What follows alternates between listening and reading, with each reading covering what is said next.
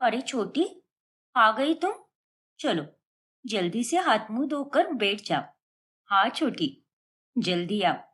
हमें तुम्हारे भाइयों ने बताया है कि तुम्हें मीठे में आगरे के पेठे बहुत पसंद है, इसलिए हमने खास तुम्हारे लिए मंगवाए हैं।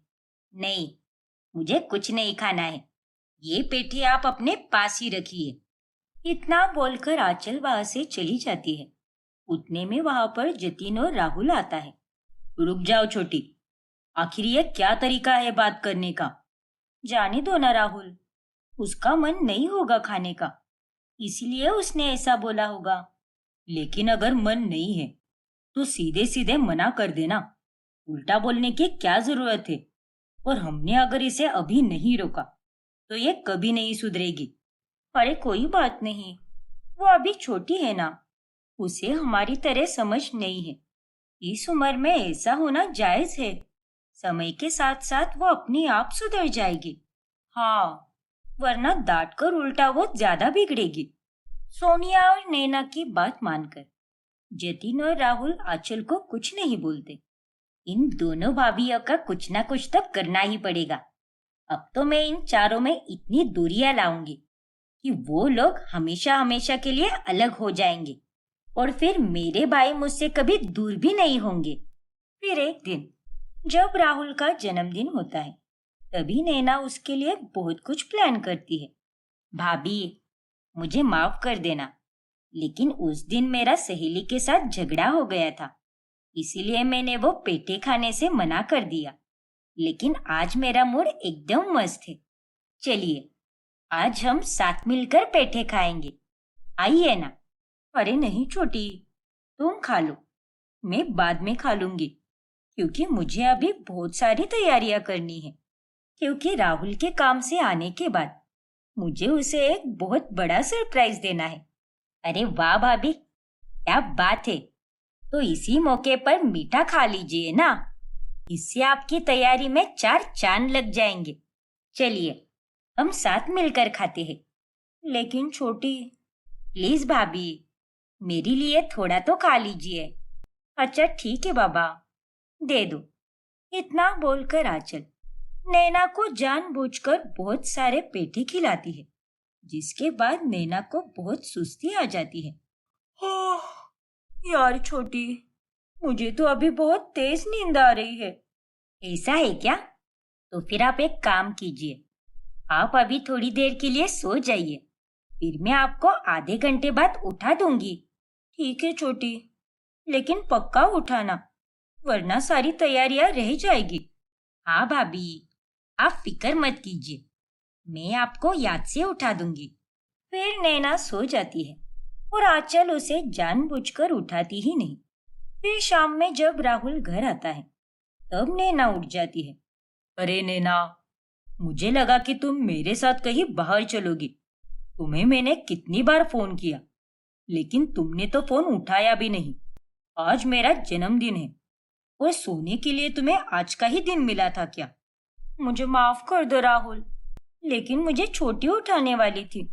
पता नहीं उसने मुझे क्यों नहीं उठाया। और मैं सच कह रही हूँ, मैं तुम्हारे लिए बहुत कुछ करने वाली थी, लेकिन वो पेठे खाने के कारण मेरी तो आंख भी नहीं खुली। ठीक है नैना, कोई बात नहीं, तुम सो जाओ, शायद तुम्हारी नींद अभी भी पूरी नहीं हुई है। अरे नहीं राहुल। फिर राहुल वहां से चला जाता है और वो अब नैना से नाराज ही रहता है। और उन दोनों को ऐसे देखकर आंचल के दिल को बड़ी खुशी मिलती है। फिर अगले दिन, छोटी, मैंने तुमसे कहा था ना कि मुझे याद से उठा देना, लेकिन तुम्हारे ना उठाने के कारण मैं शाम तक सोती रही और राहुल के जन्मदिन के मौके पर ही हमारा झगड़ा हो गया। अरे बाप रे, माफ कीजिए भाभी, पर मेरी सहेली की अचानक से तबीयत बहुत खराब हो गई थी, इसीलिए मुझे वहां पर जाना पड़ा। मैंने सोचा कि मैं आपको फोन करके उठा दूं, लेकिन मैं तो अपना फोन घर पर ही भूल गई थी। और जब मैं घर पर वापस आई, तब मुझे लगा कि आप खुद से उठ गई होंगी। नहीं ना छोटी, मैं उठ ही नहीं पाई, सीधे राहुल के आने पर ही उठ गई। उसने तो मुझे कितने सारे कॉल किए, वो भी नहीं उठाए मैंने। जिस कारण वो मुझ पर और गुस्सा हो गया। अरे रे रे रे, माफ करना भाभी, लेकिन मैंने कुछ भी जानबूझकर नहीं किया। कोई बात नहीं छोटी, और मैं समझ सकती हूँ। वैसे तुम्हारी सहेली अब ठीक तो है ना? हाँ भाभी, अब वो एकदम ठीक है। चलो अच्छा है। ऐसे ही एक रोज, जतिन, आज मेरी सहेली के घर हमें साथ में जाना है, इसीलिए समय पर आ जाना। मेरे सारे दोस्त तुमसे मिलना चाहते हैं। हाँ सोनिया, मैं समय पर ही आऊंगा, तुम बिल्कुल चिंता मत करो। लेकिन शाम होने पर जब सोनिया को जतिन का फोन आता है, तभी वो फोन आंचल उठा लेती है। हाँ बोलिए ना भैया, क्या हुआ? भाभी जरा काम में व्यस्त थे, इसीलिए मैंने फोन उठाया। अरे कुछ नहीं छोटी, बस अपनी भाभी से ये कह देना कि मुझे आने में थोड़ी देर हो जाएगी, इसलिए मेरा थोड़ा इंतजार करे, फिर हम दोनों साथ में ही निकलेंगे। अच्छा ठीक है भाई, वैसे आप दोनों कहाँ पे जा रहे हो? वो सोनिया की सहेली का कोई फंक्शन है, वहीं पे जा रहे हैं। अच्छा ठीक है भाई, मैं उन्हें बता दूंगी। लेकिन आंचल सोनिया को कुछ और ही बोलती है। भाभी, भाई का फोन था और वो बोल रहे थे कि उन्हें आने में थोड़ी देर होगी, इसीलिए आप पहले ही निकल जाइए। वो सीधा फंक्शन में ही पहुंच जाएंगे। ऐसी बात है क्या? ठीक है, फिर मैं जल्दी निकलती हूँ। फिर सोनिया तैयार होकर अकेली ही चली जाती है, जिसके बाद घर पर जतिन आता है। अरे छोटी, तुम्हारी भाभी कहाँ पर है? अरे भाई, वो भाभी आपकी राह देख देख कर चली गई थी, और वो ये भी कह रही थी कि आपको तो वक्त पर आने भी नहीं होता, बस इंतजार करवाते रहते हो। हे भगवान, लेकिन मैंने तो उसे पहले ही कहा था कि वो मेरा इंतजार करे। हाँ भाई, मैंने भी भाभी को वही बोला, लेकिन उन्होंने मेरी कोई बात नहीं सुनी। इस तरह से आंचल उन दोनों के बीच में गलतफहमियां पैदा कर देती है। फिर रात में, चुप रहो तुम जतिन, आज तुमने मेरा दिल दुखाया है। मैंने तुम्हारी कितनी राह देखी, लेकिन तुम तो वहां पर आए भी नहीं। अरे लेकिन मैंने तो छोटी से कहा था कि तुम्हें घर पर रुकने के लिए बोले, ताकि हम दोनों वहां पर साथ निकल सके। लेकिन तुम्हें तो मेरे बगैर अकेले ही जाना था ना। झूठ मत बोलो जतिन, तुमने कहा था कि मैं वहां पर पहले जाऊं और तुम सीधे वहीं पर आओगे। नहीं सोनिया, मैंने ऐसा कुछ भी नहीं कहा। छोटी ने तुम्हें गलत कहा है। लेकिन वो गलत क्यों बोलेगी भला? बताओ। वो सब मुझे नहीं पता, लेकिन मैं सच बोल रहा हूँ।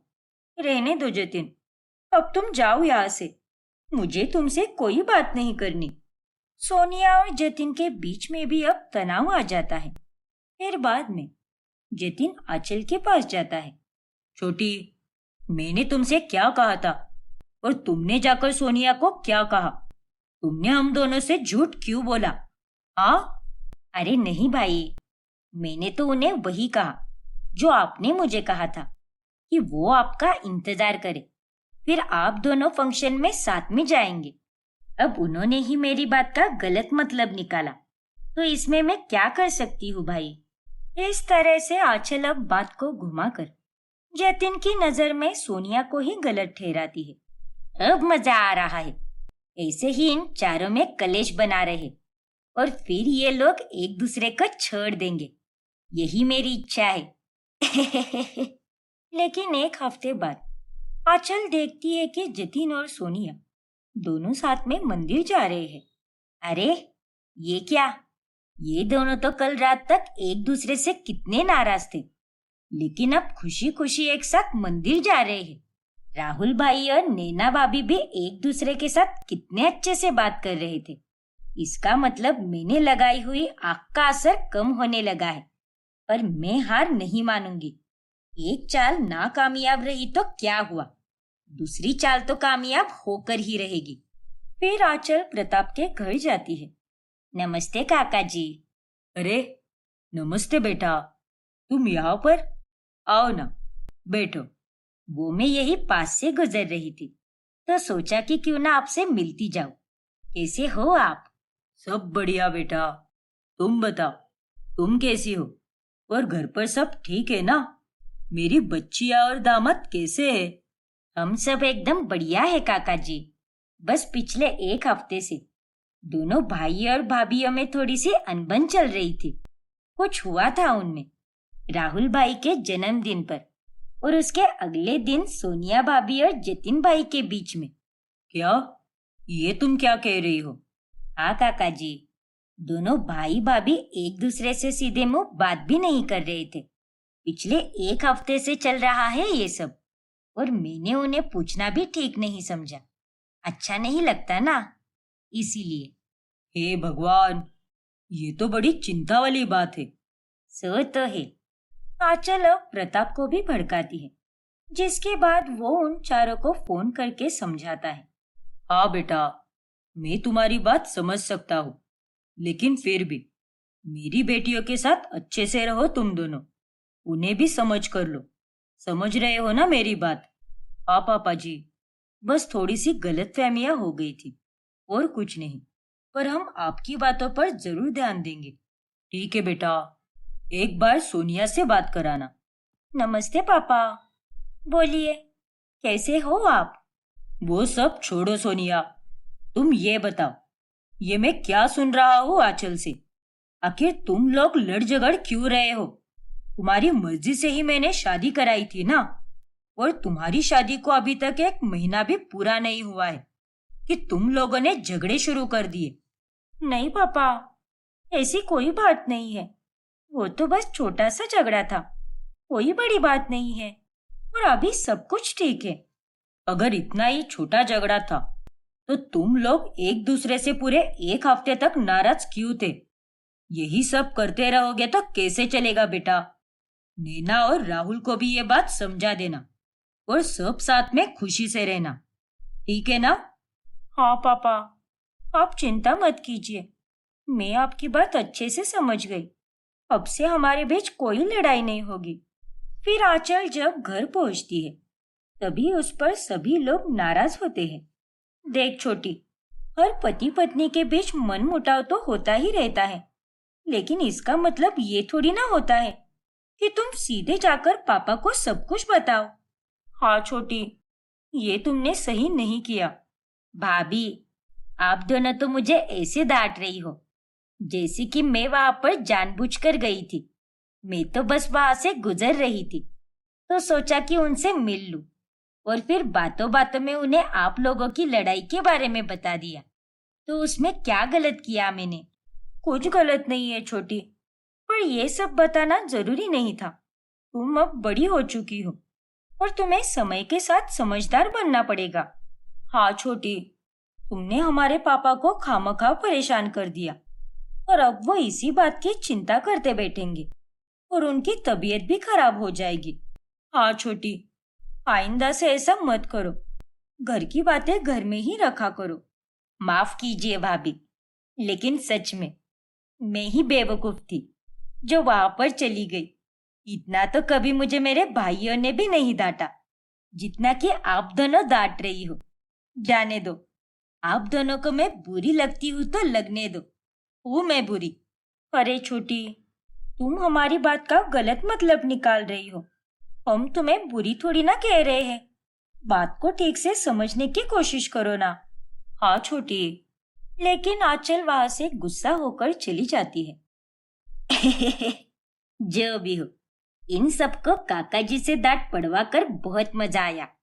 अब काका जी के मन में मेरे दोनों भाइयों की गलत छवि बन गई है, और अब तो मैं ऐसी एक और चाल चलूंगी जिसके बाद तो वो मेरे दोनों भाइयों पर और ज्यादा गुस्सा हो जाएंगे, और फिर ये रिश्ता तोड़कर अपनी बेटियों को यहाँ से वापस लेकर जाएंगे।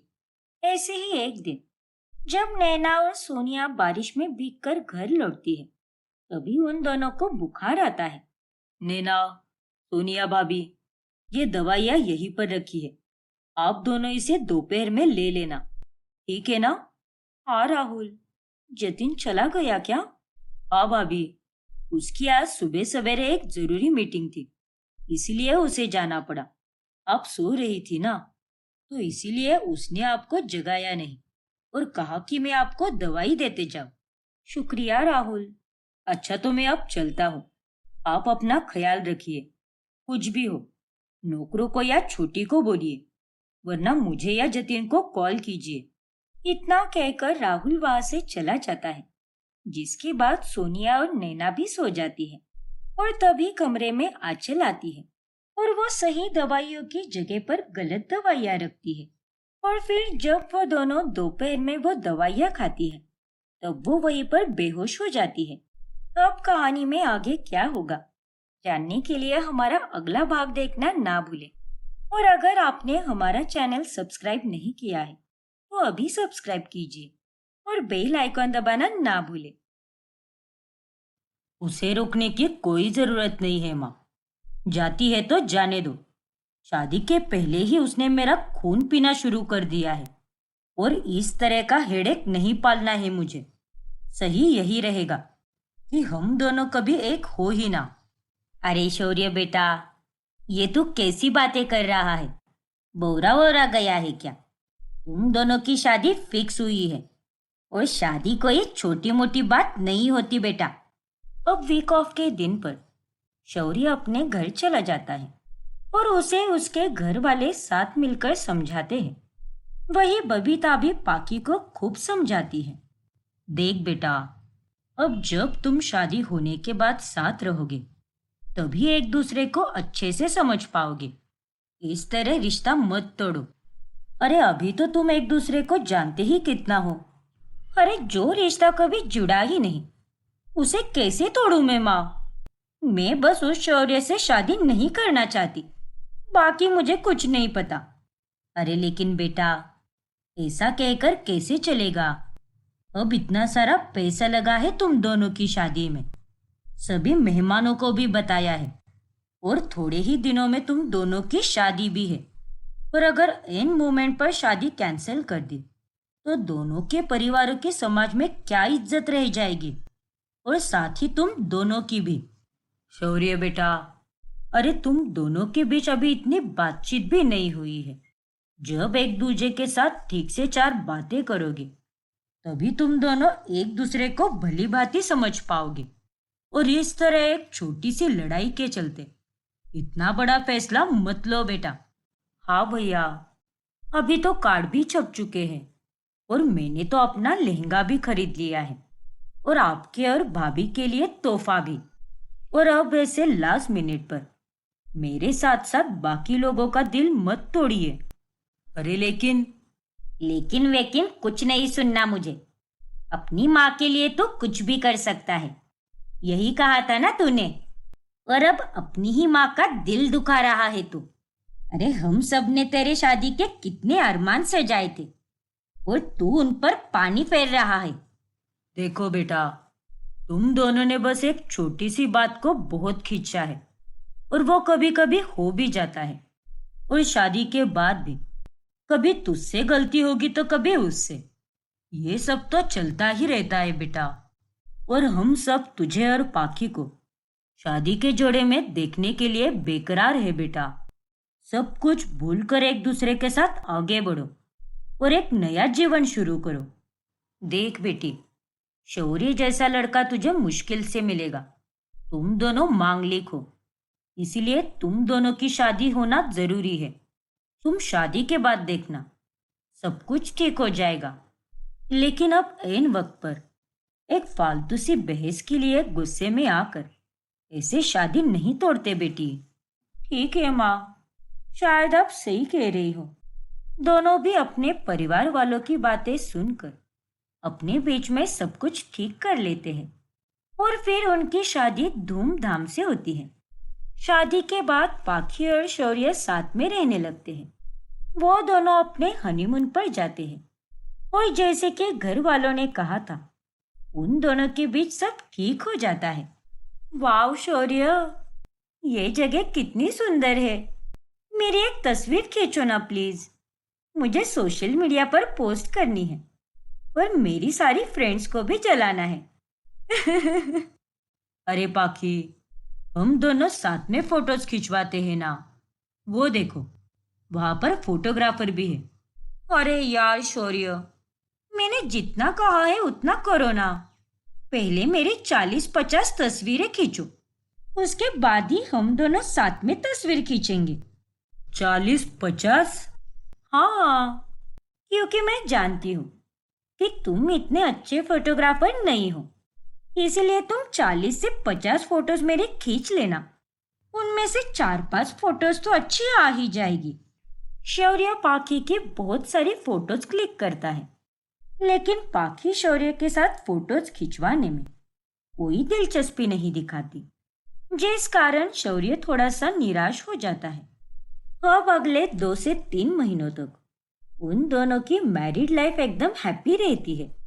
फिर एक रोज जब पाखी की तबीयत हल्की सी खराब होती है, तभी शौर्य उसके लिए खाना बनाता है और वो उसे अपने हाथों से खिलाता है।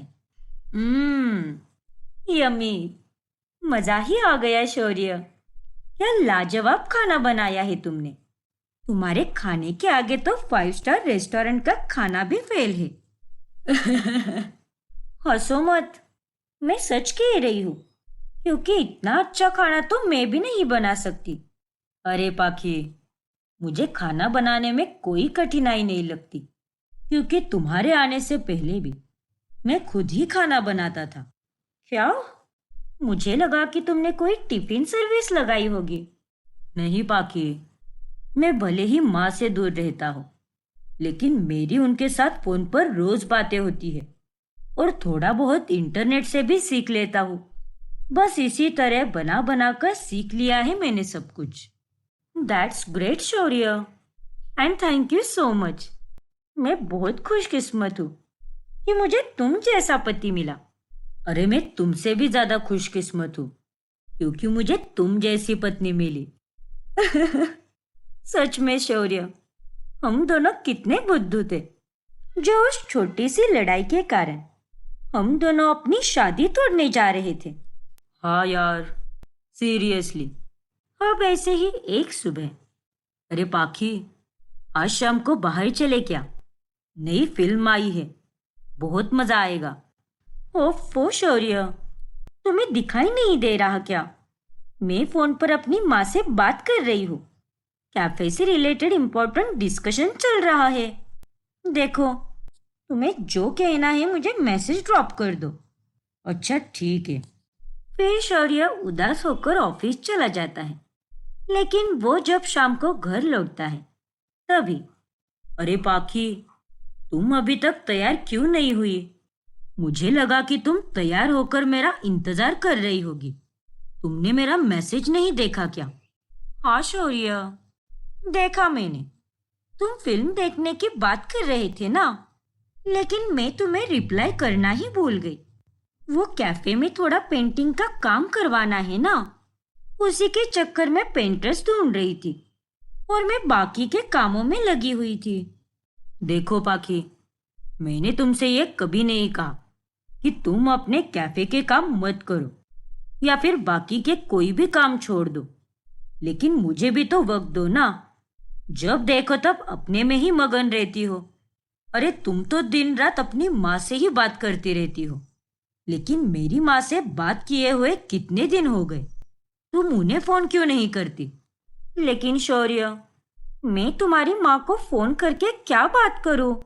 मेरी माँ से तो मैं किसी भी टॉपिक पर कितनी भी देर बात कर सकती हूँ, लेकिन तुम्हारी माँ से कैसे बात करूं?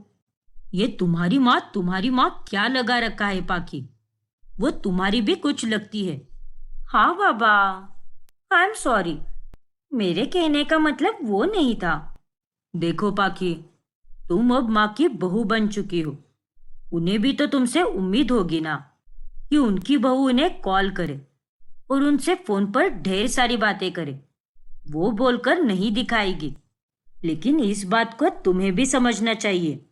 पर शौर्य, मैं उनसे कैसे? एक्सक्यूजेस मत दो पाखी, और कुछ भी मत बोलो। अरे जब बात ही नहीं करोगी तो बॉन्ड कैसे बनेगा? और तुम दोनों में बातचीत तो होनी ही चाहिए।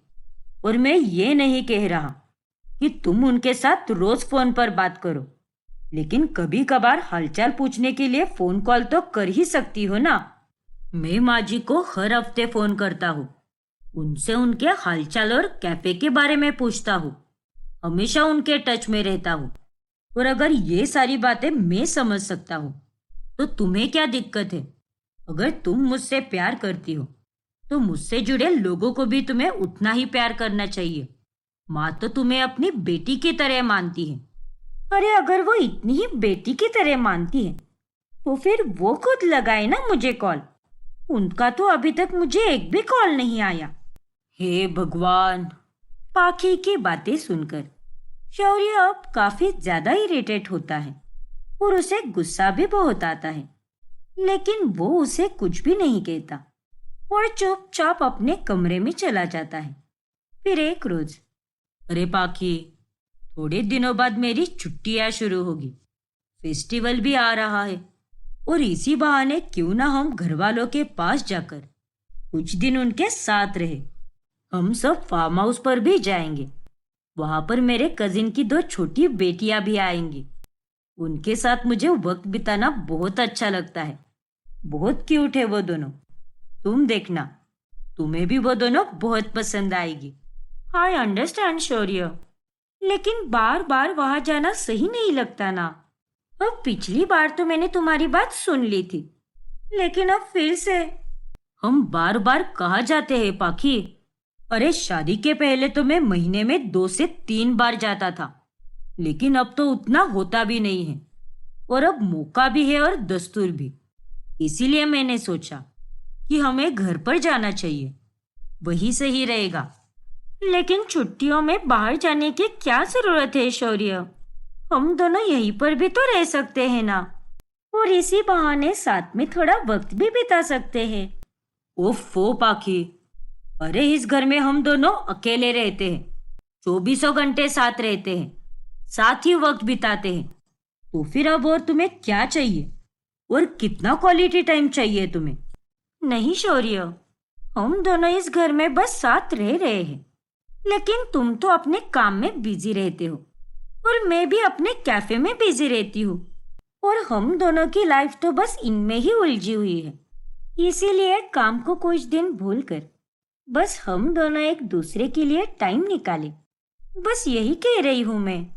अरे बस करो यार, तुम तो बस हमेशा अपनी ही मनमानी करती हो और कुछ नहीं आता तुम्हें। शौर्य फिर से गुस्सा हो जाता है और थोड़े दिनों बाद शौर्य के घर वाले अचानक से उसके घर पर रहने चले आते हैं और उनको देखकर आकी के चेहरे पर 12 बज जाते हैं। ये सब क्या है शौर्य? अरे ये लोग बिना बताए कैसे आ सकते हैं? एटलीस्ट इन्हें हमें फोन करके बताना चाहिए था। अरे लेकिन ये सारी फॉर्मेलिटीज वो लोग क्यों करेंगे? ये उनके बेटे का घर है और ये उनकी मर्जी है कि वह जब चाहे आए और जब चाहे चले जाए। देखो शौर्य, पहले की बात अलग थी, लेकिन अब यहाँ पर मैं भी रहती हूँ और मैं कोई फ्री की नहीं बेटी हूँ। अब तुम ही बताओ, सब कुछ मैं कैसे मैनेज करूंगी? ओ कम ऑन पाखी, इतना ओवर रिएक्ट मत करो। तुम्हें कौन सा 100-200 लोगों का काम करना है? और रही बात तुम पर लोड पड़ने की, तो ऐसा बिल्कुल नहीं होगा। शगुन को घर के सारे काम आते हैं, वो तुम्हारा हाथ बटा देगी। और माँ को भी खाली बैठने की आदत नहीं है, वो भी खाना बनाने में मदद कर देगी। मेरी फैमिली बहुत फ्रेंडली है पाखी, थोड़ा वक्त उनके साथ बिताओ, फिर तुम्हें समझ आएगा। अरे तुम्हें तो मेरी कुछ भी नहीं पड़ी। छोड़ो, अब उन्हें वापस तो नहीं भेज सकती ना मैं। झेलो अब। इतना कहकर पाखी वहां से मुंह बनाते हुए चली जाती है और वो अपने ससुराल वालों के साथ ठीक से पेश भी नहीं आती। माँ जी, पापा जी, मुझे ना आज अर्जेंटली बाहर गांव जाना है और उसके बाद कैफे में भी जाना है। वहां पर भी बहुत सारे काम पड़े हैं, इसीलिए मैं आज घर का कोई काम नहीं कर पाऊंगी। तो आप लोग खाना बना देना और थोड़ा बहुत सफाई का भी देख लेना। अरे लेकिन बहू, ऐसे अचानक से तुम क्यों जा रही हो? हाँ भाभी, बबीता आंटी संभाल लेगी ना सब कुछ। अब हम यहाँ पर कितने दिनों बाद आए हैं, वो भी आपसे मिलने के लिए, तो फिर हमारे साथ भी थोड़ा वक्त बिताओ ना। हाँ पाखी बहू। अरे नहीं नहीं, आई एम रियली सॉरी, लेकिन मैं ऐसा नहीं कर सकती। मेरी बहुत इच्छा है आपके साथ वक्त बिताने की, लेकिन अब मैं भी क्या करूं? आपको भी पहले बताकर आना चाहिए था ना। तो मैं कुछ ना कुछ मैनेज तो पक्का कर लेती, लेकिन अभी कुछ भी नहीं हो सकता, इसीलिए मुझे जाना ही पड़ेगा। इतना कहकर पाखी वहां से चली जाती है। और बाद में जब शौर्य किसी और से पता लगाता है तो उसे खबर मिलती है कि कैफे का कोई काम नहीं चल रहा और बस पाखी ने बहाना दिया है ताकि घर का सारा काम मनोरमा और शगुन पर आ जाए। अब ऐसे ही अगले 3 दिनों तक पाखी घर पर रुकने का नाम ही नहीं लेती और पाखी के इस बर्ताव के कारण मनोरमा और अरविंद उससे नाराज हो जाते हैं और वो अपने घर जाने का फैसला लेते हैं। क्या? लेकिन क्या हुआ माँ? आप लोग तो यहाँ पर रुकने वाले थे ना, तो फिर इतनी जल्दी क्यों जा रहे हो? माफ करना बेटा, लेकिन यहाँ पर हमारा दिल नहीं लग रहा और घर पर भी बहुत सारे काम पड़े हैं, इसीलिए हमें जाना होगा। हाँ बेटा, तू चिंता मत कर, हम जल्दी वापस आएंगे। बाय भैया। फिर वो तीनों वहां से चले जाते हैं। माँ को वहां पर कोई काम नहीं है। अरे उनके चेहरे से ही पता चल रहा था कि उन्हें कितना दुख हुआ है और ये सब उस पाखी के कारण ही हुआ है। आने दो उसे, आज तो उसे सुनाकर ही दिमाग शांत होगा मेरा। वैसे तो दिन भर घर पे पड़ी रहती है, लेकिन पिछले 3 दिनों से वो घर पर रुक ही नहीं रही और उसके इसी बर्ताव के कारण माँ और पापा नाराज हो गए हैं। अब आगे क्या होगा? क्या पाखी और शौर्य का बिखरता हुआ रिश्ता फिर से ठीक हो पाएगा या फिर उनके रिश्ते में दरारें पड़ जाएगी? जानने के लिए हमारा अगला भाग देखना ना भूलें। रौनक और ईशा एक दूसरे से बहुत प्यार करते थे और जल्द ही शादी भी करने वाले होते हैं। रौनक, मैं हमारी शादी के लिए बहुत एक्साइटेड हूँ। ये देखो, मैंने तो ये वाला लहंगा भी सिलेक्ट किया है ना एकदम सुंदर? हाँ ईशा, ये लहंगा तो तुम पर बहुत जचेगा। और ईशा, मेरा नाम रौनक जरूर है, लेकिन मेरी जिंदगी में असल रौनक तो तुम्हारे कारण ही आई है। बस अब जल्द से जल्द ये 2 महीने गुजर जाए जैसे तैसे, फिर हम दोनों गर्लफ्रेंड बॉयफ्रेंड से पति पत्नी बन जाएंगे। हाँ रौनक, कितना अच्छा लगेगा तभी सब कुछ। मुझे तो सोचकर ही बहुत खुशी हो रही है। लेकिन एक दिन जब रौनक अपने ऑफिस से घर जा रहा होता है, तभी वह ब्रिज क्रॉस करते समय एक लड़की को सुसाइड अटेम्प्ट करते हुए देख लेता है और वो डर के मारे फौरन अपनी गाड़ी को रोक लेता है और उस लड़की को बचाता है। अरे ये क्या कर रही थी तुम? जिंदगी कितनी कीमती है और तुम उसे यूं ही खत्म करने जा रही थी। यूं ही नहीं, मुझे शौक थोड़ी आया है मुंह उठाकर सुसाइड करने का। मैं थक चुकी हूँ अब। 2 साल पहले मेरे मॉम डैड इस दुनिया से चले गए, फिर मैं अकेली पड़ गई और आज वो इंसान जिसके साथ मेरी शादी होने वाली थी, वो भी मुझे छोड़कर चला गया। क्या? हाँ, इसलिए मैं अपनी जान देने जा रही थी। मरने दो मुझे नहीं जीना है। वो लड़की फिर से सुसाइड करने के लिए आगे कूदने ही जा रही होती है, तभी रौनक उसे फिर से खींच लेता है। नहीं, तुम सुसाइड नहीं कर सकती। अरे किसी के छोड़कर जाने से तुम्हारी लाइफ खत्म थोड़ी ना होने वाली है। तो अब तुम ही बताओ, कौन करेगा मेरे साथ शादी? अगर तुम चाहते हो कि मैं तुम्हारी नजरों के सामने ना मरूं, तो कर लो ना मेरे साथ शादी। आज अभी इसी वक्त। मैं अकेली नहीं रहना चाहती इस दुनिया में। क्या? लेकिन मैं। हाँ तुम। अब तुम ही मुझे जीने की उम्मीद दे सकते हो। कर लो मेरे साथ शादी और दे दो मुझे जीने की एक वजह, प्लीज। लेकिन मैं, वो मेरी शादी। नहीं, कुछ मत बोलो। अगर तुमने मेरे साथ आज शादी नहीं की तो मैं इस ब्रिज से कूदकर अपनी जान दे दूंगी। अरे यार, तुम तो हाथ धोकर ही पीछे पड़ गई मेरे। तुम्हें जो समझना है समझ लो। ठीक है, लगता है तुम्हें मुझसे शादी नहीं करनी है। जाने दो, कोई मुझे नहीं चाहता, किसी को मुझसे शादी नहीं करनी, फिर तो मेरा मरना ही सही रहेगा। अरे नहीं नहीं, करूंगा मैं तुम्हारे साथ शादी करूंगा। क्या? Thank you so much. लेकिन तुम्हारा नाम क्या है? रौनक। ग्रेट, मेरा नाम तानिया है। अब मैंने तुम्हारी जिंदगी में अंधेरा और रौनक ला दी है। इस तरह रौनक को ना चाहते हुए भी तानिया के साथ पास के मंदिर में जाकर शादी करनी पड़ती है और अब वो उसके साथ ही रहने लगता है और उसकी वजह से वो अपनी गर्लफ्रेंड से बहुत दिनों के बाद मिलता है। तभी कहाँ मुंह मार रहे थे तुम रौनक? ना फोन ना मैसेज, तुम्हारा कहीं और चक्कर तो नहीं चल रहा ना? अरे नहीं ईशा, ये कैसी बातें कर रही हो तुम? हाँ तो और कैसी बातें करूं मैं? तुम्हें पता भी है कितनी परेशान हो गई थी मैं, मेरी जान ही निकल गई थी। अब तुम्हें क्या बताऊं ईशा कि आखिर कौन सी मुसीबत में फंस चुका हूं मैं। मुसीबत? कैसी मुसीबत रौनक? वो बिजनेस के मामले में, नथिंग एल्स। अरे वो तो चलता ही रहेगा ना। 1 महीने बाद मम्मी पापा आ रहे हैं बेंगलोर से, फिर हमारी शादी की तैयारी शुरू होगी। अब बस हमारी शादी के लिए 1.5 मंथ ही बचा है। हाँ ईशा, आई नो, मैं मम्मी जी और पापा जी से मिलने के लिए बहुत बेताब हूँ। आई होप वो जल्दी से आ जाए। रौनक ईशा को कुछ भी नहीं बोल पाता। फिर एक दिन जब वो घर के बाहर कुछ दूर तक चल रहा होता है, तभी उसे एक लड़की अपनी जान बचाते हुए भागती हुई नजर आती है। उसके पीछे गुंडे पड़े होते हैं। ओह नो, ये लड़की, इसकी जान तो खतरे में है।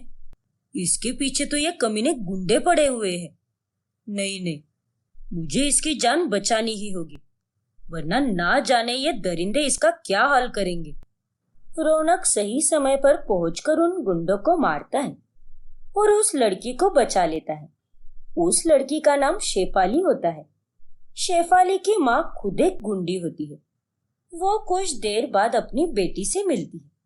तभी, क्या रे शेफाली, तू कभी नहीं सुधरने वाली और ऐसे ही छुई मुई बनकर रहेगी। अरे तू अपन की बेटी होकर भी ऐसे कैसी हो सकती है? अब क्या करूं माँ, मैं आपकी तरह साहसी और डेरिंग बाज नहीं हूँ। रौनक बेटा, तू ही अपन की बेटी के लिए सही चॉइस लग रहा है अपन को, और अपन की यही इच्छा है कि तू अपन की बेटी के साथ शादी करे, वो भी आज के आज ही, और पूरे मोहल्ले के सामने। क्या? हाँ माँ, वैसे भी रौनक जी मुझे भी बहुत पसंद आए। इन्होंने एकदम से हैंडसम हीरो की तरह एंट्री की और मेरी जान भी बचाई। इनसे शादी करके तो मैं बहुत खुश रहूंगी। नहीं, ऐसा नहीं हो सकता। ऐसा ही छोएगा, और तू अगर अपन की बात को काटेगा तो अपन तुझे ही काट डालेगा। अपन की बात तेरे मगज में फिट कर ले। खल्ली बल्ली, दिखाओ इसको तुम्हारा दम। तभी उसके माँ के दोनों हट्टे कट्टे बॉडीगार्ड्स रौनक के पास आते हैं। अरे रुको, ठीक है, मैं शादी करने के लिए तैयार हूँ।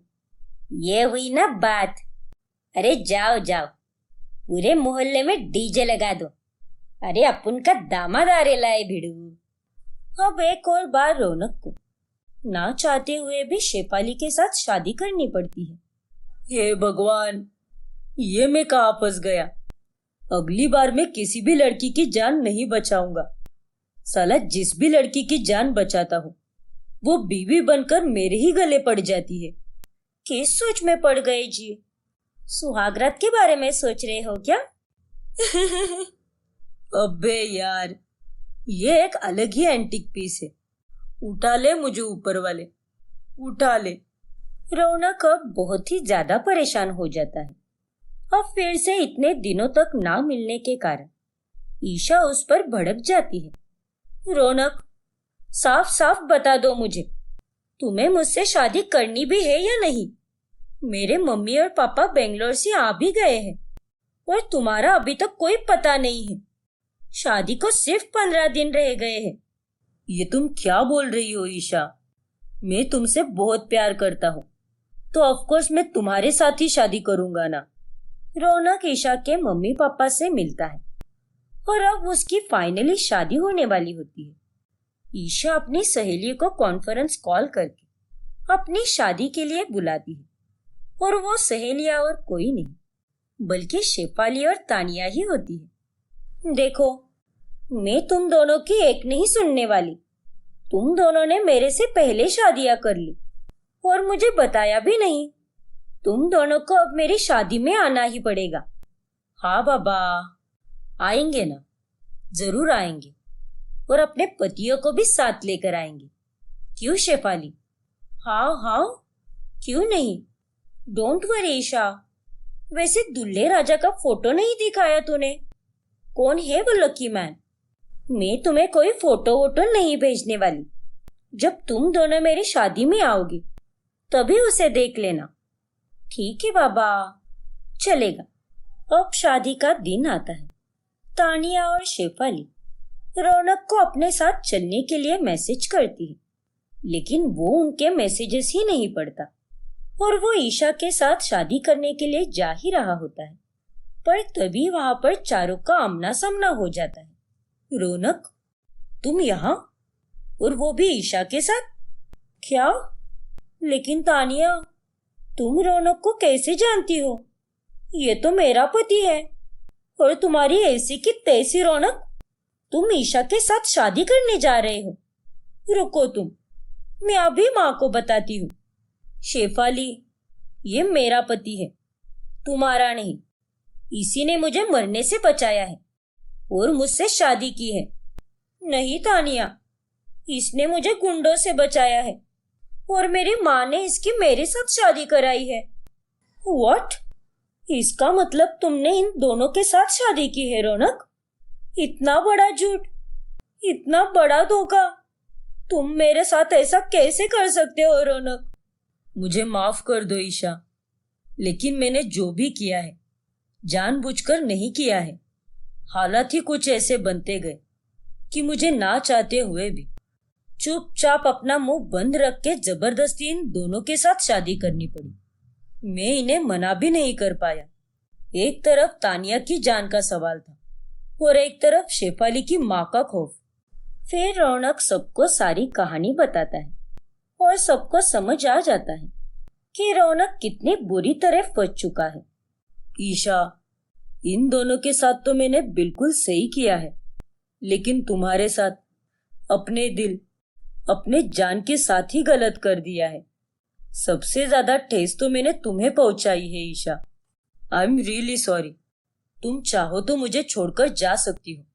इनफैक्ट अगर तुम तीनों भी मुझे छोड़कर जाना चाहती हो तो मैं तुम्हें नहीं रोकूंगा। पर आई एम सॉरी, मैं मजबूर था और मैंने सब कुछ जानबूझकर नहीं किया है।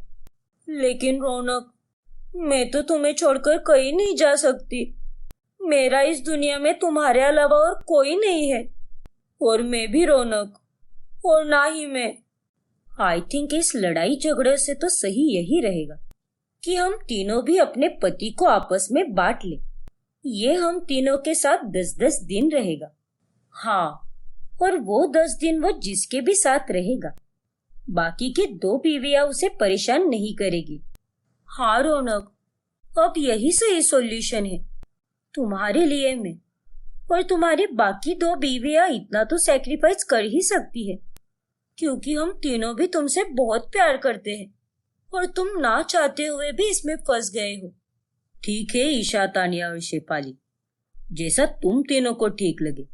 And thank you so much मुझे और मेरी सिचुएशन को समझने के लिए। इस तरह अंत में रौनक और ईशा की शादी हो जाती है, जिसके बाद वो तीनों के साथ 10-10 दिन साथ में रहता है और इस तरह तीनों को भी एक बराबर में खुश रखता है।